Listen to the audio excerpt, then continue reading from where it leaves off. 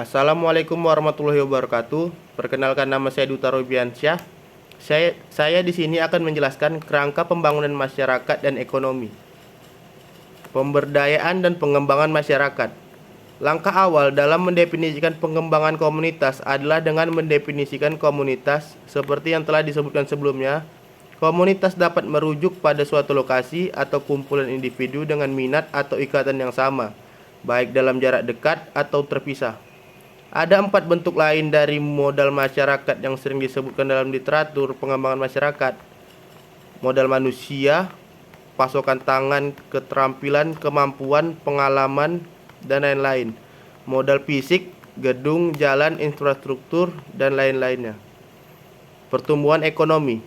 Seperti halnya pembangunan masyarakat, pembangunan ekonomi modern tumbuh sebagian dari upaya untuk memperbaiki negara-negara kurang berkembang dan Perang Amerika melawan kemiskinan.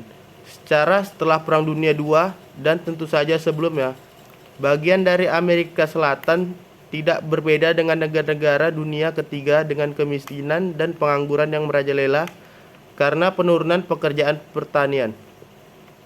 Banyak negara bagian selatan mengembangkan program untuk merekrut industri dari Amerika Serikat sebagai bagian utara dengan tenaga kerja murah dan insentif pemerintah sebagai umpan. Pada tahun 1960-an, penekanan pada pembangunan ekonomi berada di tingkat federal dengan program Great Society yang bertujuan untuk menghilangkan kantong kemiskinan seperti wilayah pegunungan Appalachian Selatan. Layanan publik. Faktor kualitas hidup juga penting dalam banyak keputusan lokasi. Jika skor komunitas buruk dalam faktor-faktor ini, banyak perusahaan tidak akan menganggapnya siap berkembang.